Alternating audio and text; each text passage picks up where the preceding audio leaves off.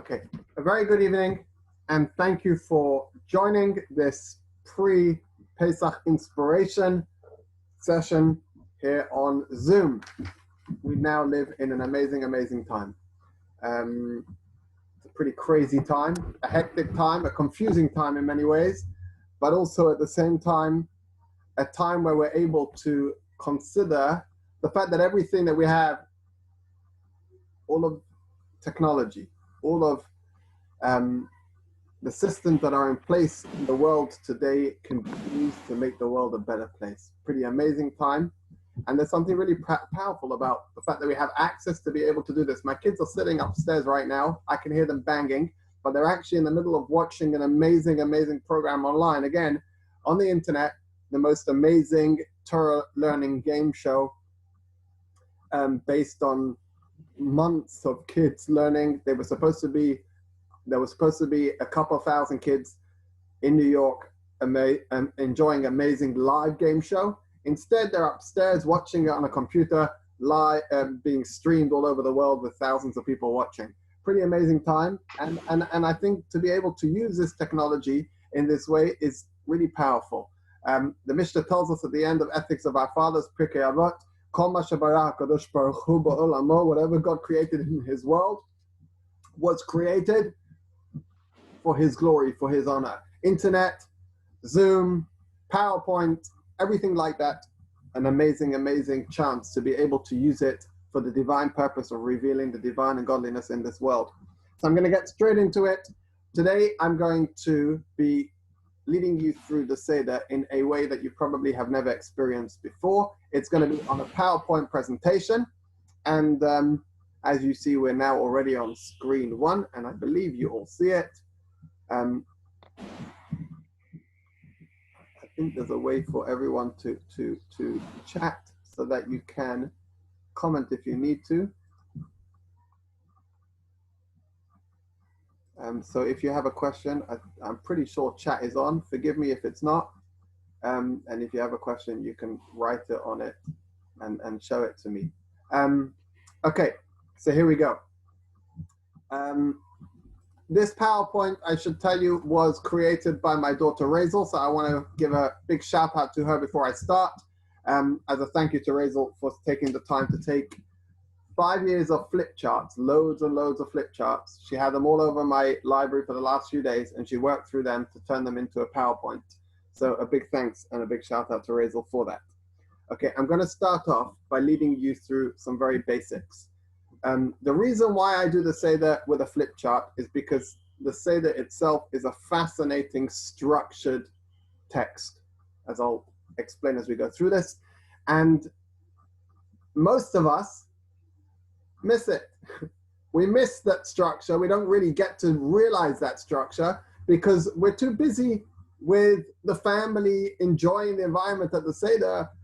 You pick up the book, which we'll speak about the name of the book soon. It's the only prop I have in front of me because I got the PowerPoint instead. We pick up the book, we browse through it. It doesn't give clear enough headings to really allow us to make sense of what we're doing. So we end up doing most of what it says in the book, but we don't get the structure. We don't get the picture. And the picture is actually an amazing experience. Seder night is an amazing experience of engaging with our Judaism in a really powerful way. It's a wonderful opportunity. And because of that, I think it's right that we should have that chance to be able to go through it in a unique structure in a different way. So here we go. Trying to make sure that my mouse is working. That's my family as a welcome. And here we go. So we're starting off with just a brief outline, some Pesach prep information. This is more like, I guess, just intro announcements.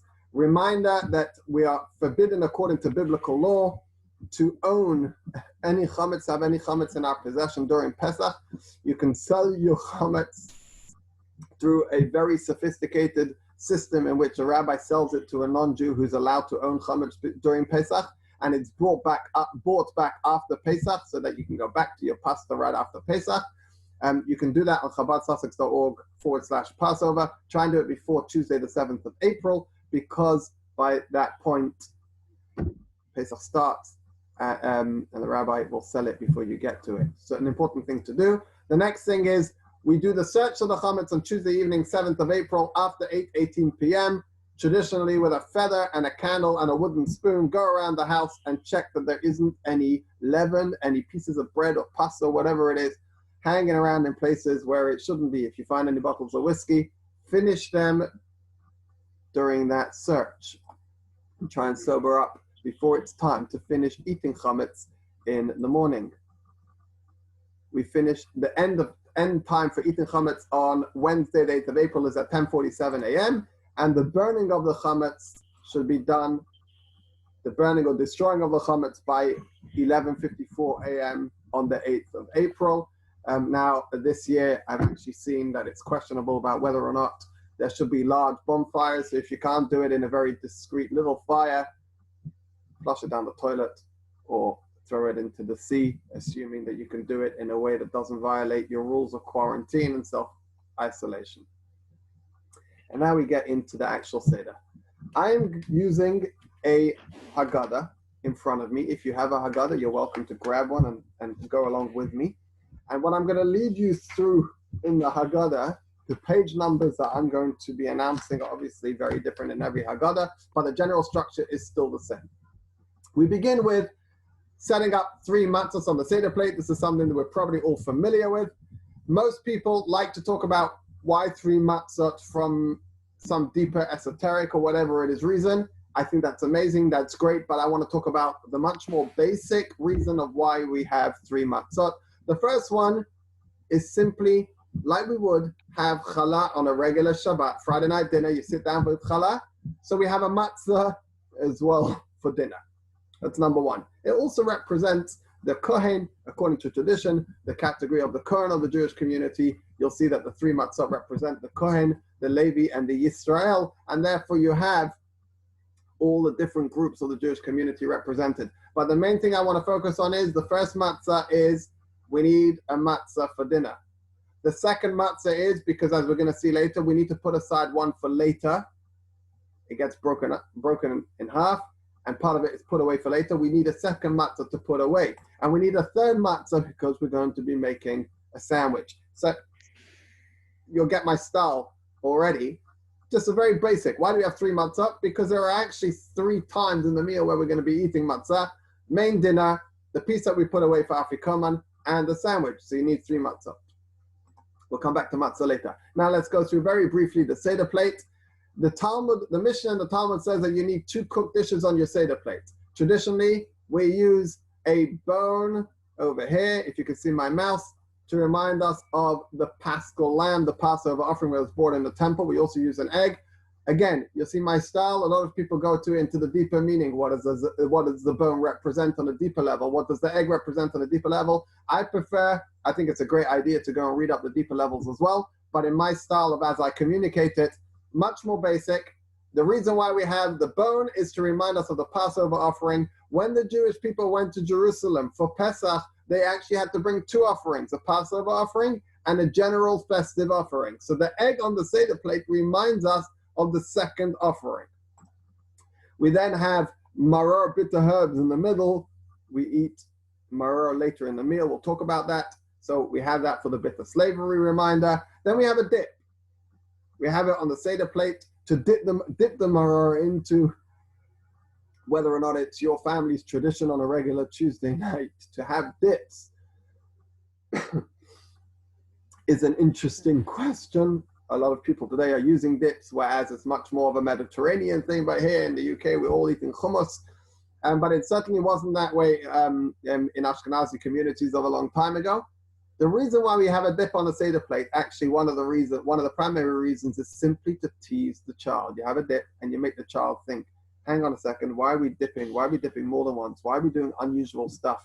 We want the child to think, we want the child to ask, which leads us to the next thing on the Seder plate, a small vegetable. Some people use parsley or a piece of onion or a piece of cooked vegetable. It's a small portion. It's a teaser. We'll come back to that later. Again, it's simply to make the child ask questions. This is the structure of the Seder plate. And finally, another bit of bitter maror for the sandwich, which we will come back to later. So you have the general outline of the Seder plate. It's actually set up in the order that I just went through it.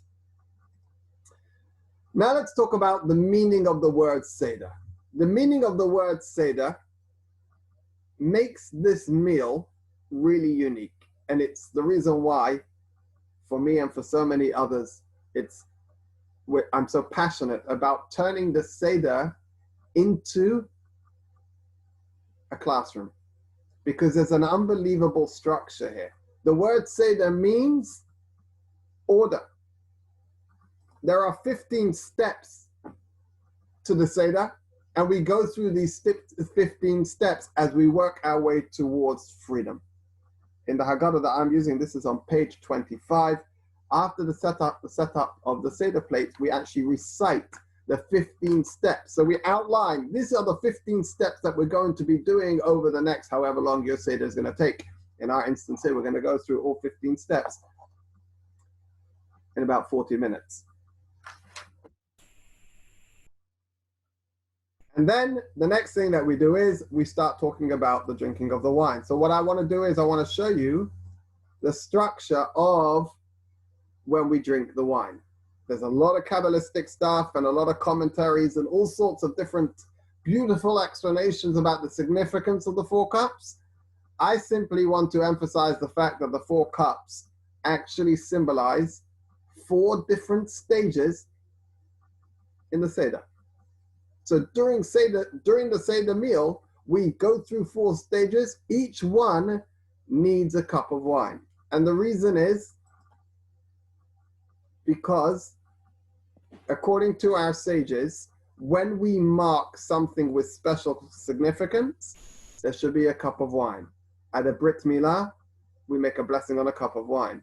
At a Jewish wedding, we make a blessing on a cup of wine. At Shabbat dinner, we make a blessing on a cup of wine. At Seder night, we make 4 blessings on cups of wine, symbolizing the 4 stages of Seder night. The first one is literally Kaddish, Kiddush, making Kiddush, which we're going to come back to in a moment, because it's step 1 of the Seder. The second cup is going to be at the conclusion of the narrative. We're going to go through the whole story of Pesach. So at that conclusion of that section, we're going to drink a second cup of wine. Third cup of wine is with grace after meals. And when we finish the meal, we drink the third cup of wine after Birchat Hamazon, after our grace after meals, after benching. And the fourth cup of wine is for the thanks and praise, the thanksgiving. We're thanking Hashem for the fact that we were able to celebrate Pesach, and we do that over another cup of wine. At the conclusion of the Seder, when we finish that last section, we drink the fourth cup of wine. So the 4 cups, actually, in addition to their deeper significance, actually are landmark places in the Seder. And now we come to step 1. This is the first step in the Seder. It's cup number 1. It's called Kiddush, which means sanctification. We're declaring the holiness of the Seder, of Pesach, declaring the holiness of Yom Tov. As we do every Shabbat, we drink a cup of wine. You'll notice here that I wrote spill your wine. The reason is because, according to Jewish tradition, a cup of wine has special holy significance as a cup of blessing. Our blessing shall be overflowing, especially now. Everyone is a little bit tormented and a little bit confused and a bit anxious about the situation that we're in right now. Let's all be blessed this year to have overflowing blessing in our lives. And the best way to symbolize that is to make sure that we spill the wine over. Allow the wine or the grape juice in your cup to reach right to the brim and let it spill, and let our lives be filled with blessing. That cup has special holy significance as a cup of blessing. We want it to overflow. And our sages tell us that we have to eat our Seder. We have to celebrate Pesach as free people. Free people apparently lean to the left. So lean to the left when you drink your cup. It can get awkward. Balance your cup carefully. Lean to the left and drink your cup while leaning to the left. Step number 2 is on page 26 in my Haggadah. It's called Orchatz. It's the washing the hands. It's actually a teaser, because the child goes to the kitchen or to the washing up place and sees the family washing their hands. expecting meal time, because that's what happens every Shabbat. After Kiddush, you go and wash your hands and you come back to the table and you eat your bread and you sit down for dinner. But here we're actually teasing the child, because as we see in step 3, we give that child just a little bit of parsley or a little bit of onion or the vegetable, a tiny starter. We dip it in salty water to remind us of the salty, bitter times in Egypt. And that's it. And the child's like, what are you doing? Why are you teasing me? I want dinner. I just went to wash my hands. In step 2. Step 3, I was expecting dinner. And the answer is actually, we really want to stimulate the child to ask questions. So we do confusing, unusual things tonight. In fact, in the Mishnah and the Talmud, it's brought down that they would serve the children in the lead up to the Seder on Erev Pesach in the afternoon, nuts and other treats, I guess the modern the ancient equivalent to chocolate and sweets, so that the child should say, is there something special coming up? I'm glad you asked. Because we want to stimulate the child to ask. We want to stimulate the child's curiosity. And we're doing it again now. Tiny piece of vegetable. Why? I'm glad you asked. That's the whole point. Step 4, we take the middle matzah and we break it in half. Again, just very basic, giving you the outline. Why do we break the matzah? So very simple. The big piece is put away for afikum and for dessert. We finish off our Seder dinner eating matzah. We're going to start it off with eating matzah, then we have our meal, and at the end we eat some more matzah. We're going to take the bigger piece and we're going to put it away. Poor people, slaves, don't know where dinner's going to come from. So they put away, when they have a piece of bread, they put away some for later. I don't know where my next meal is going to come from. I didn't hoard, because I didn't rush to the supermarkets to buy too much matzah and too much toilet paper. So I've got to put my matzah away for later. And that's what a poor man does. So we're actually, by breaking the middle matzah, we're reminding ourselves of what slaves did in ancient times and reminding us that now we're free. We don't usually have to put away a piece of matzah. Now we're able to. The small piece remaining reminds us of poor man's bread. It's a broken piece. It's a small piece. It's just enough for what I need right now. The rest has been put away for later. And it makes us want to start reflecting. It makes us want to talk. It makes us want to ask questions. Why are we doing this? What are we doing here? Why are we driving ourselves crazy? What are we trying to remind ourselves about? Why are we even talking about how we were once slaves? Thank God we all have plenty to eat. Boxes and boxes and boxes of matzah. In fact, if you don't have enough, go to Kosher Kingdom. They have about 50 million boxes sitting there waiting for people to come and buy them. There's plenty of matzah. There's plenty of food. Here's our chance to talk. We put the big piece away. We keep the poor piece, the small piece, and we say, let's talk. Okay, I'm now up to, in my Haggadah on page 28, it begins with Manishtana. I'm not going to talk about Manishtana, because we're all familiar with the concept of Manishtana and the fact that the child has to ask, we've already spoken about. What I want to emphasize is that this section is called Magid. The word Magid, as you'll see from the bowl, which my daughter Razel has colored in over there so fantastically, is related to the name of the book that we're reading at Seder night. The name of the book is Haggadah. Same root. So step number 5 on Seder night is the same word Magid as Haggadah. This is basically the narrative. This is where we go through the whole story. Now, where does the word Magid Haggadah come from? Why do we call it narrative in this way? Because the Torah instructs us, V'higadata levincha, you shall relate to your child. Everything about Seder night is about communicating to ourselves and to our children, to our loved ones, to our extended family, to everyone around the table, and to the whole world, the beauty of Seder, of Exodus. The story, the narrative, everything from beginning to end. So V'higadata means to tell, to relate. Same root as the word Magid, same root as the word Haggadah. Levincha, to your child. And I just want to add over here, at this point, the fact that we all know we're in a very awkward, challenging time, and there are many people celebrating Pesach alone. There are many reasons to feel frustrated, sad, subdued, negative, because we don't have the opportunity necessarily to communicate to the child. The truth is we have a child within ourselves, and we can communicate to that child. We can explain to ourselves how we were once slaves and how we are free, and freedom is really relative. There's so many beautiful things that we can draw on to be inspired that despite our challenge this year, we're able to celebrate Pesach. We're able to be equipped with the things that we need to be able to celebrate Pesach, each in our own way. And perhaps, as I wrote on another letter that is going around, this year more than ever, our Seder is going to be a no-frills Seder. And it allows us actually to really think about what the main essence of Pesach really represents. What are we really trying to do? And I'm going to come back to this later, because really tonight, well, it's not tonight, Seder night, the main thing is really simply to perform the mitzvah of matzah. I'm going to emphasize this again later. At a no-frills Seder, it's much easier to do that mitzvah without the distraction. I'm going to come back to that. This year, we have that opportunity to be able to do that. Let's feel inspired by the opportunity that we have this year rather than frustrated. Let's teach ourselves. Let's teach the child in the room, whoever the child in the room is. If we're alone, let us teach ourselves some messages that we've never heard before.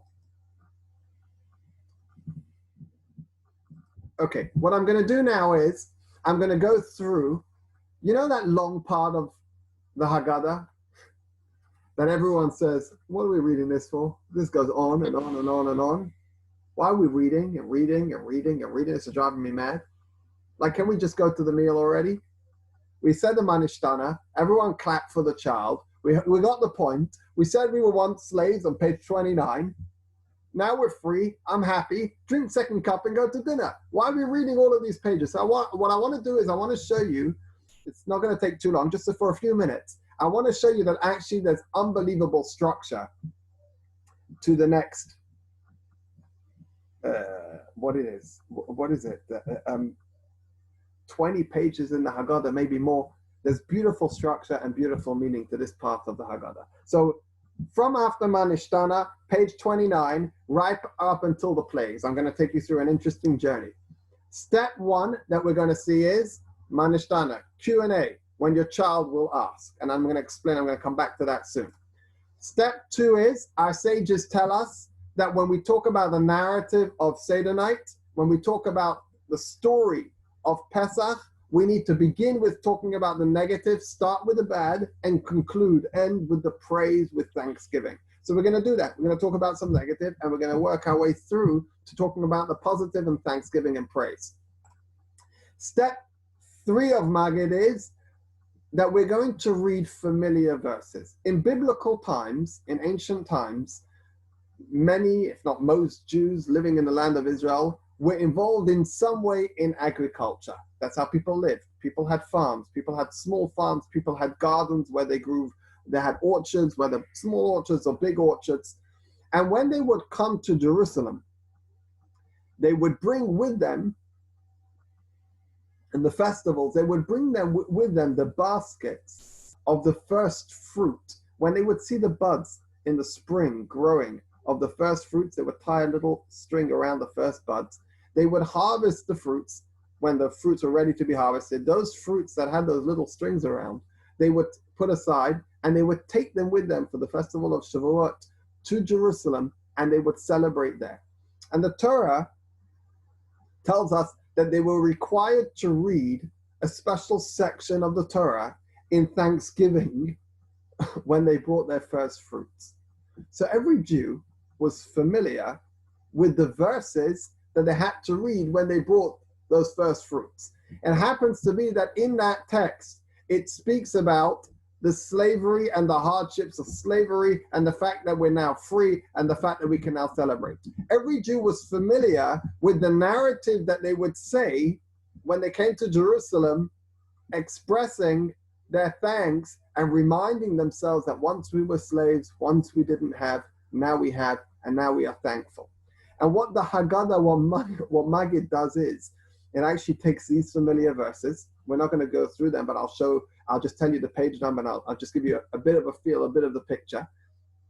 We go through those familiar verses and give commentary on it. So a lot of the extra reading that you might find a bit distracting is just basically quotes from the portion of Kitavo describing the verses that the people had to read when they brought their first fruits Bikurim, and the commentaries on that, and analyzing what happened in Egypt. So that's it. That got you through about 7 pages of reading. Step 4, Judaism's got answers. Why are we here? What are we doing this for? So we see that a lot in the narrative as well. That's step 4. And finally, step 5 is freedom today. What are we doing this for? Why are we here? How do we observe it today? How do we wrap up these 5 stages? So 5 stages, the final stage, freedom today. How do we wrap up this long reading? How do we make sense of it all? And what does it mean for us today in the modern time? So actually, a pretty cool structure for this step of the Seder.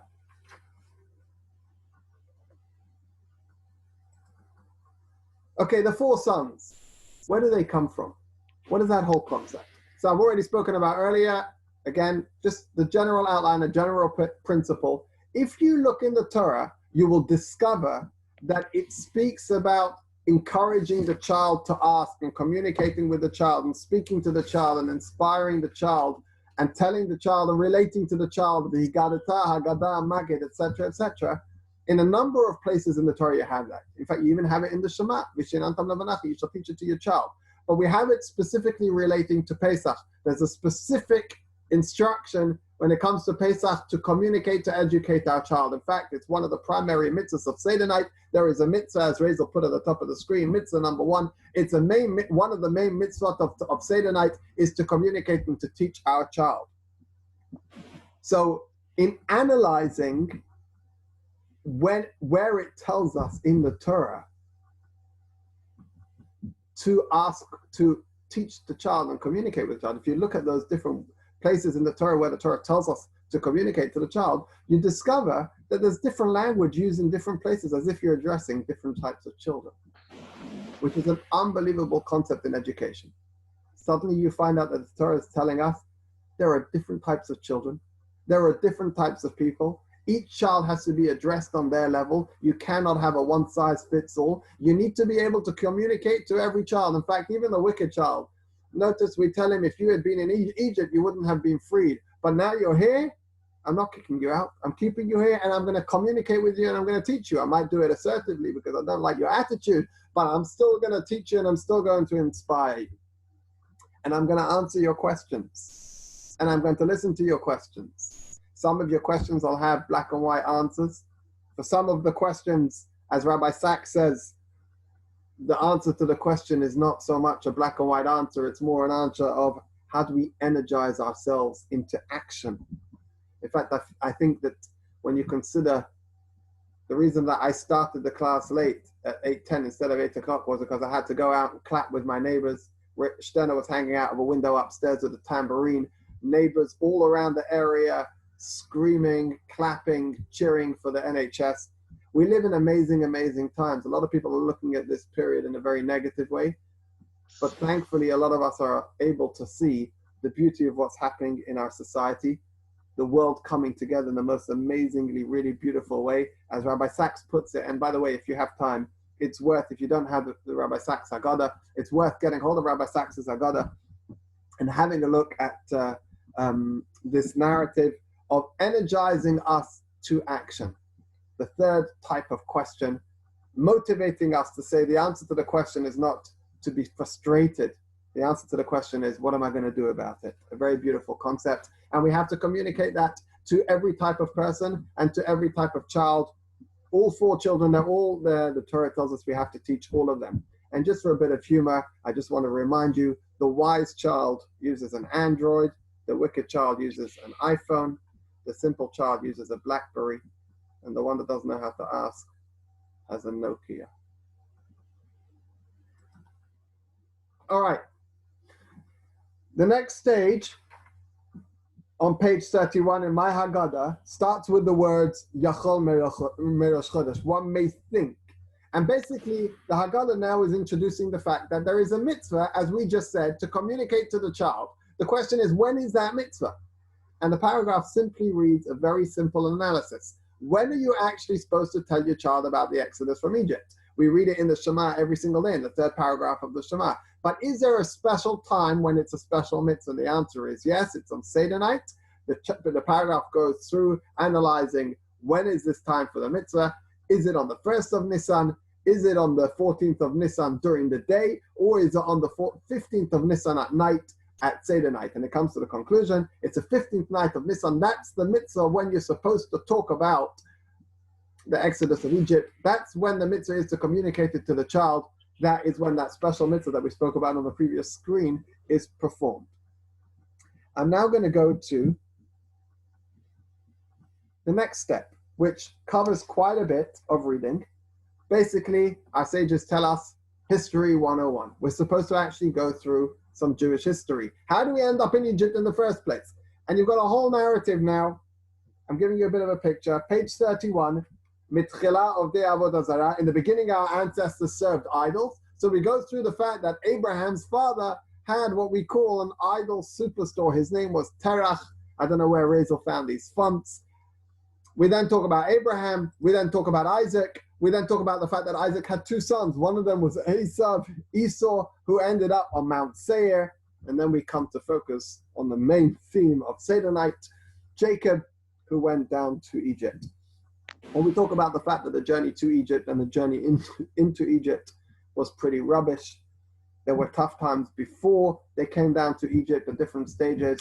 We remind ourselves that both then and now, God is always with us. So we actually interrupt the narrative at this point, and we go on page 32, we raise our cups for Vihi Sha'amda.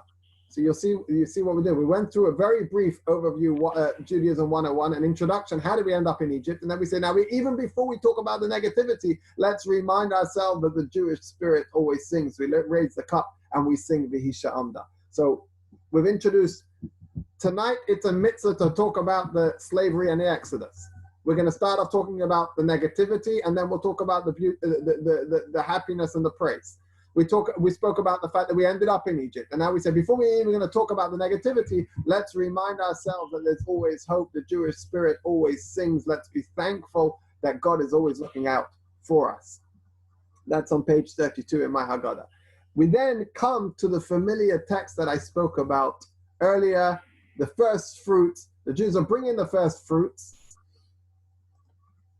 And because the Jews are bringing the first fruits, they are familiar with this language, with the text in the Haggadah, and we actually go through page 32 to 35 is literally breaking down the narrative, the text of that they were familiar with, and giving it more analysis and more detail, comparing it to other verses that show the same theme, literally simply going through the whole story of how they were enslaved and the different things that happened based on the text. That goes all the way to page 35.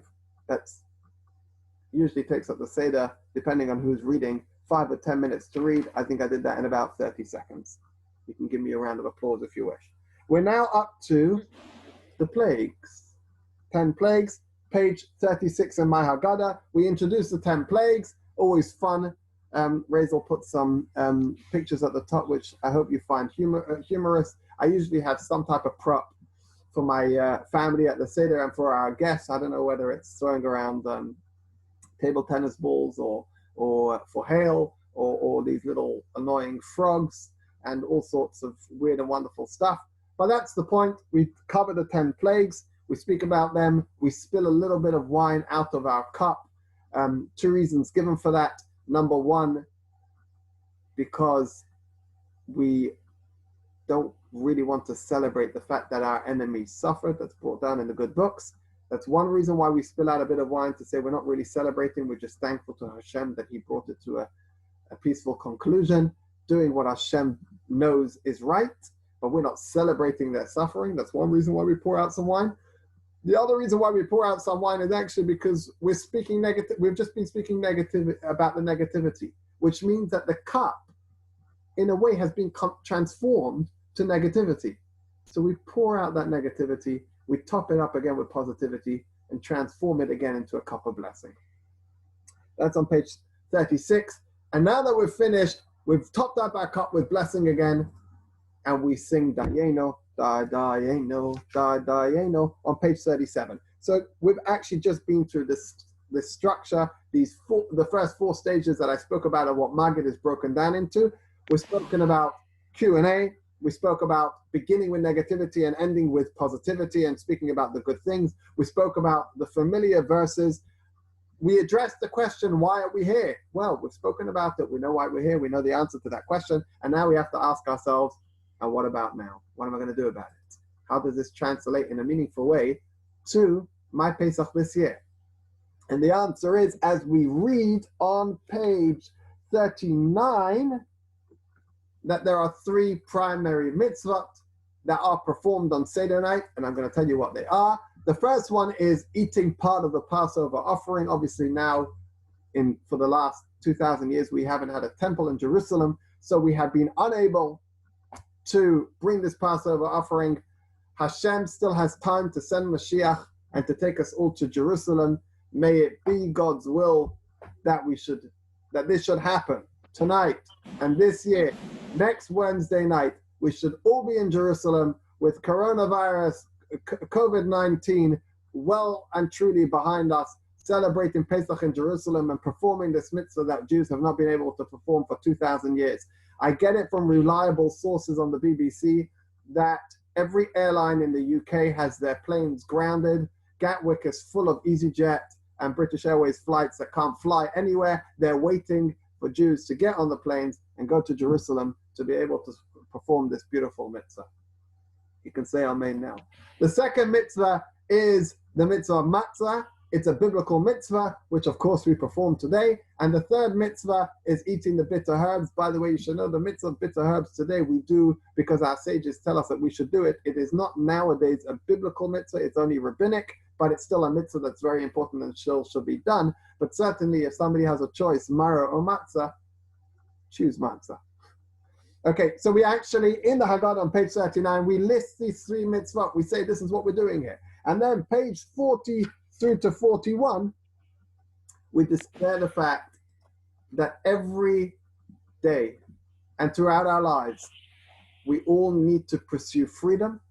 We all need to change our attitude to be able to be more free, to be more in touch with our real purpose. Remember, the Jewish people were taken out of Egypt in order to serve God. That's what Hashem himself told Moses at the burning bush, that you will take these people out so that they will serve me on this mountain. We read the words, B'chol dor vador, in every generation. We're obligated to consider it as if we've gone out of Egypt. There's a lot of spiritual, deeper stuff in that, or the deeper purpose of leaving Egypt, striving for the Exodus, etc. A lot of deep meaning in striving for real freedom. And the truth is, so many of us feel imprisoned right now. Perhaps it's a great opportunity for us to reflect on whether or not we're really imprisoned. There are people who were in pretty nasty environments, in much more difficult places, and they were able to see the positive of their circumstances. We're not really imprisoned. If we're imprisoned, it's only in our mind. And please God, every single human being should recognize that we're really free, that we really have what we need, and we should be thankful for our blessings and feel free so that we can lead up to the end of section 2. As I said, section 2 has a cup of wine at the end of it. We drink this cup of wine, cup number 2. We've just concluded this stage of the Haggadah. We're thankful and grateful. And then we come to step 6 of the Seder. So we've just concluded step 5. We now go and wash our hands. This time it's not a teaser. This time it's actually, we're going to get into the meal. Okay, step 7 and 8 is actually one act. It's eating matzah. We make 2 blessings. We make the blessing that we would make on bread on a Friday night on challah, hamotzi lechem min haaretz. That's step 7. And step 8 is the special bracha for matzah. It is the main mitzvah of tonight. And as I said earlier, actually never before in history have so many Jews been forced into a situation where they actually have to have a no-frills Seder to the point where you actually are able to really focus on the main mitzvah of Pesach. So I'm going to really emphasize that with a little bit of a graphic. And I'm going to tell you something that I share every single year at my Seder at this point. Imagine two scenarios. This year, unfortunately, it's much easier to imagine the second scenario that I usually share. The first scenario is a family sitting around the Seder table, great-grandparents, grandparents, parents, and children, 4 generations, enjoying the Seder together. It's noisy, it's hectic.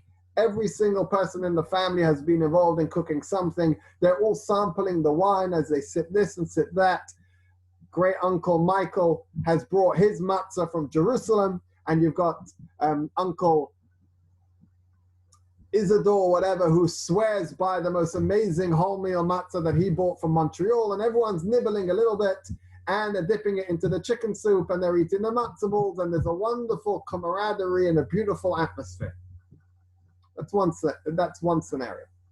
The other scenario is someone in self-isolation because they have health issues, and the doctor told them during this crisis, NHS, you better stay at home, don't go anywhere, and they're stuck by themselves.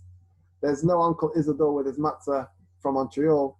There's no Uncle Michael with his matzah from Israel. All you have is one simple matzah, chicken soup. You didn't even bother making it. Why should I make myself crazy with the chicken soup and the matzah balls? I'll just make myself a potato salad and a piece of chicken, and that's it. It's a pretty rubbish atmosphere. And it comes time to eat the matzah, and this guy sits down in isolation, feeling really miserable, and he eats 2/3 of a matzah, 3/4 of a matzah in 4 minutes flat without thinking about what he's doing. Which of the two scenarios has performed the mitzvah more accurately? Which of the two scenarios has performed the mitzvah of Pesach, the mitzvah of Seder night, correctly? And actually the answer is not the family, because nobody in the family actually ate the matzah the way you're supposed to eat matzah. And I'm going to explain to you what I mean by that in a second. On the other hand, the guy sitting in self-isolation ate 3/4 of a matzah in 4 minutes. A mitzvah has to be defined. If it says in the Torah you need to eat matzah, define it. How do I eat matzah? How long does it take to eat matzah? Well, how long does it take to eat a sandwich? If the Torah says eat something, when you tell your boss, I'm going out for a minute for a sandwich, if you come back an hour and a half later and your boss says to you, where were you? You say, what do you mean? I just took my lunch break. He says, but you didn't say you're taking a lunch break. You said you're having a sandwich. Define eat. When are you supposed to eat? How much are you supposed to eat? How long is it supposed to take? This is a mitzvah. And this mitzvah has very specific criteria. The Torah doesn't tell us nibble matzah. The Torah tells us perform the mitzvah of eating matzah. And the answer is that this year you're supposed to eat matzah at a specific time, between nightfall and midnight. In halachic terms, that means in Brighton, between 8:20 a.m. and 1:01 a.m. It's 8:20 p.m. and 1:01 a.m. You can check your times for locally for wherever you are. There are specific times of when you're supposed to perform this mitzvah. That's number one. And number two, how much? And the answer is about half a hand-baked matzah, or 4/5 or at least 2/3 of a square machine-baked matzah, if you're using the machine-baked matzah, is the correct amount. Ideally within 4 minutes, which means if you chat, if you're having a social, it's really hard to do the mitzvah because it's really hard to eat that quantity of matzah in 4 minutes flat. If somebody's unwell, elderly, it's a bit difficult. 7 minutes is okay. There is even an opinion that you can eat the amount in 9 minutes. Ideally, in 4 minutes, the best way to do it is to put your chatter aside. Imagine yourself in self-isolation, in quarantine, even if you're not, and do that mitzvah really focused. 4 minutes of just getting that mitzvah down, knowing you're performing a beautiful mitzvah. And don't forget, lean to the left. Because you're a free person. There's no greater freedom than being able to perform a mitzvah. Lean to the left and enjoy performing this beautiful mitzvah of matzah. That is on page 42. After we finish the mitzvah of matzah, we come to the next mitzvah, step 9, eating the maror, the bitter herbs. Don't lean. It says clearly in Code of Jewish Law and Talmud, don't lean. You're not supposed to lean. It's dangerous. It might, you're suffering. You're eating too much maror, bitter herbs. Don't lean for this mitzvah, but it is a mitzvah that we perform.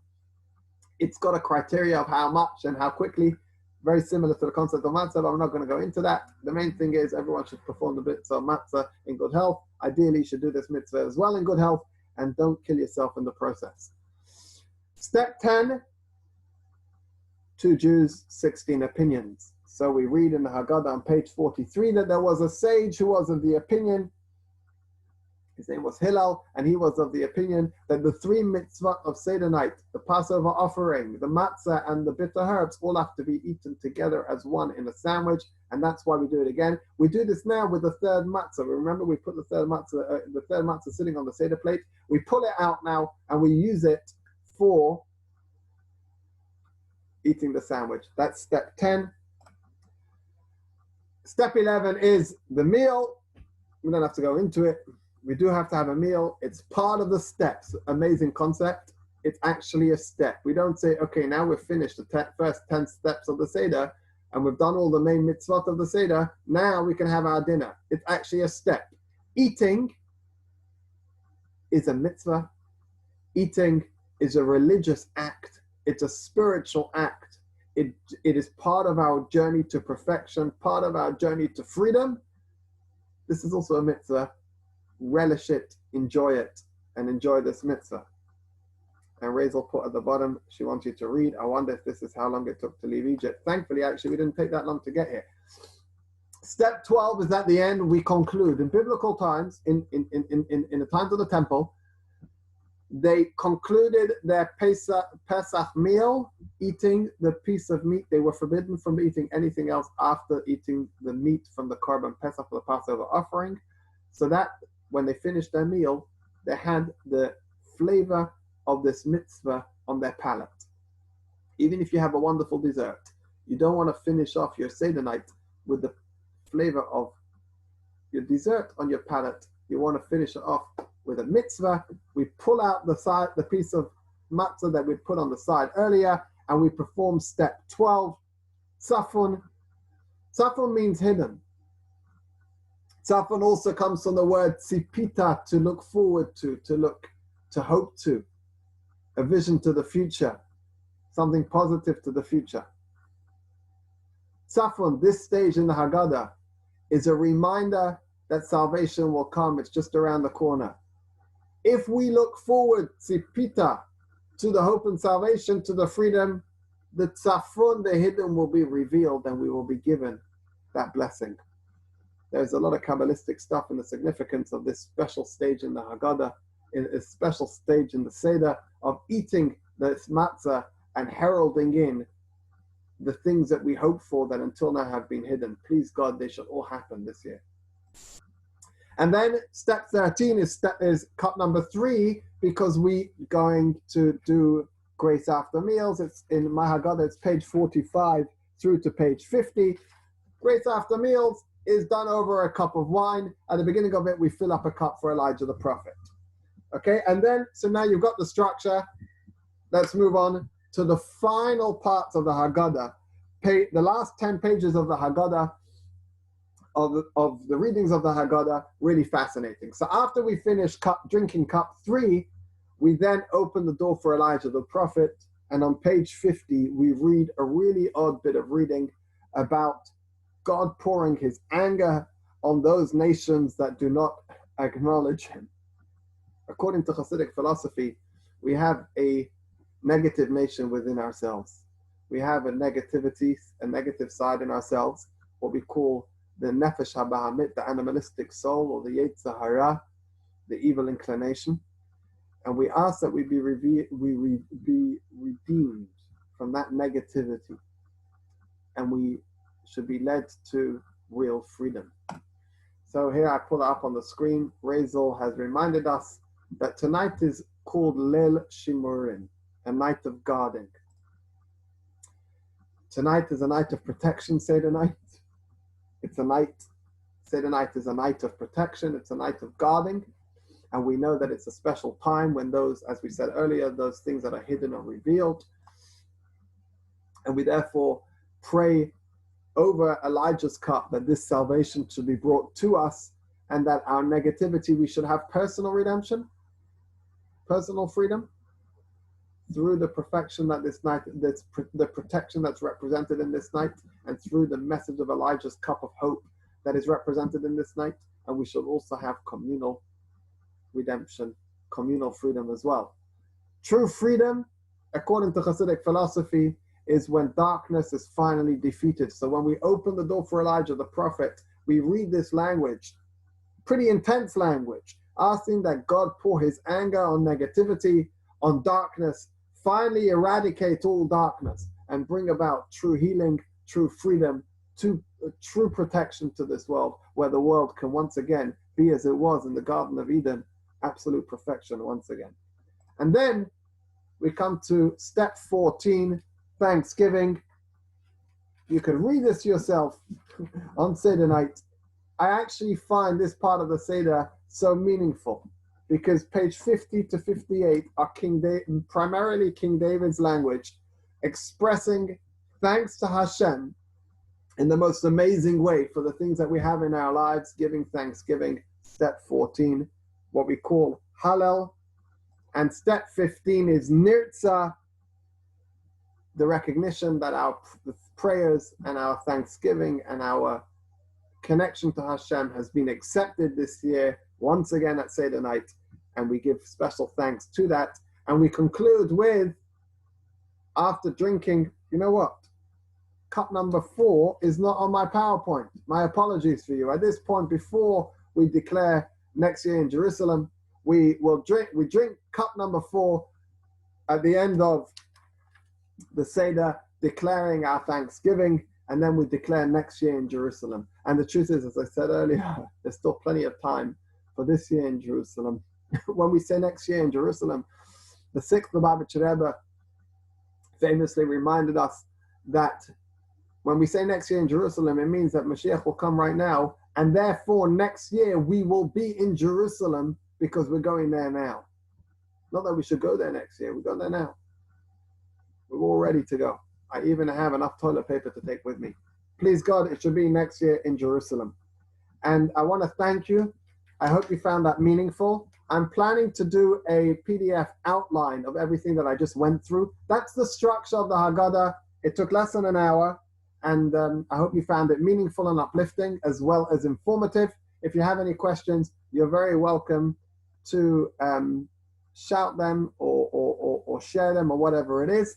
I'm going to stay online if anyone wants to talk. I'm not even sure if I have the chats disabled, but I'm going to, if the voice is disabled or not, but I'm going to share it with everyone. And finally, thank you for joining us, and our warmest wishes to you and your loved ones for good health and good news, and wishes for a truly meaningful, enjoyable, kosher, and a happy Pesach. I'm going to stop the recording, but I'm going to stay online if anyone has any questions.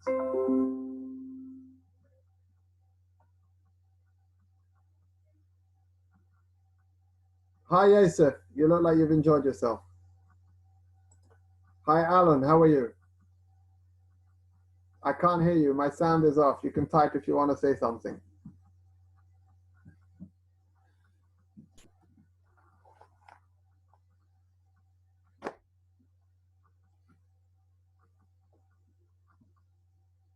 You're tired and isolated, so typical Wednesday. Well, I hope I've uplifted you, and I hope you found it meaningful. And if anybody has any questions, you're very welcome to shoot them.